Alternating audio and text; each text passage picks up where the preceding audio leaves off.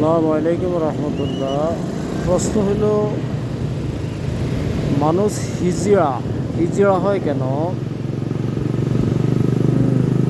হিজড়াদের ব্যাপারে কোরআন বা হাদিসে কি বলা হয়েছে? হিজড়াদেরকে পুরুষ হিসাবে বিবেচনা করা হবে না মহিলা হিসাবে বিবেচনা করা হবে? প্রথম উত্তর হইল,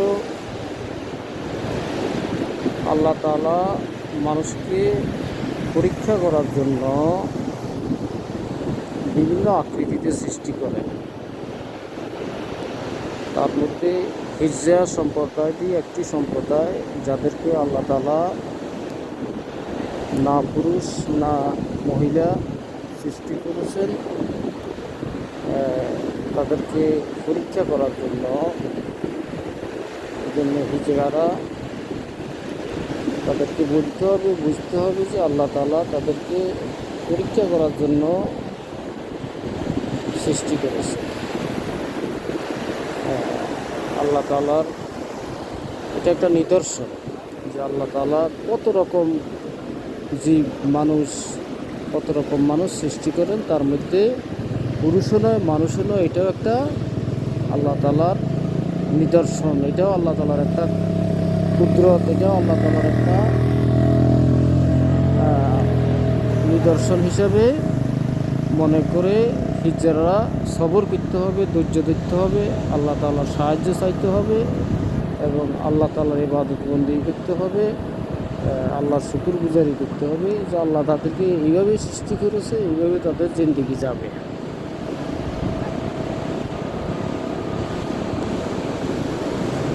সবর করা ছাড়া হিজড়াদের এই ব্যাপারে আর কিছুই করণীয় নাই।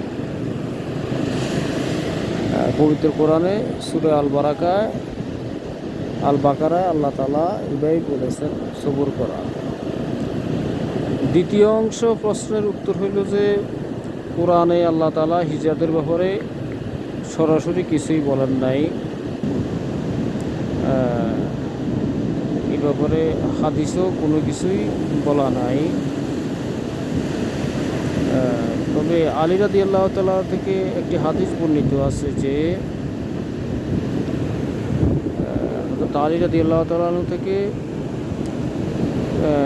সুনানুল কুবরা বাইহাকি থেকে একটি হাদিস বর্ণিত আছে। রাসূলুল্লাহ সাল্লাল্লাহু আলাইহি ওয়াসাল্লাম বলেছেন, আলী রাদিয়াল্লাহু তাআলা থেকে বর্ণিত হাদিসটি, যে মহিলারা হিজড়াদের কিন্তু পুরুষাঙ্গ থাকে, নারী অঙ্গ থাকে। যে মহিলা পুরুষাঙ্গ দিয়ে যে হিজড়া পুরুষাঙ্গ দিয়ে প্রস্রাব করে, তাকে পুরুষ হিজড়া হিসেবে সাব্যস্ত করতে হবে। আর যে হিজড়া স্ত্রীলিঙ্গের পথ দিয়ে প্রস্রাব করে, সেই হিজড়াকে মহিলা হিজড়া হিসাবে সাব্যস্ত করতে হবে। এখন তাদের ব্যাপারে আরও বায়োলজিক্যাল হরমোনজনিত বিষয় হলো যে মহিলার যেই হিজড়ার মহিলা হরমোন বেশি থাকে, তাকে মহিলা হিজড়া হিসেবে সাব্যস্ত করতে হবে। আর যে হিজড়ার পুরুষের হরমোন বেশি থাকে, তাকে পুরুষ হিজড়া হিসেবে সাব্যস্ত করতে হবে। আল্লাহ তাআলা আমাদেরকে সঠিক বুঝ দেওয়ার তৌফিক দান করুন।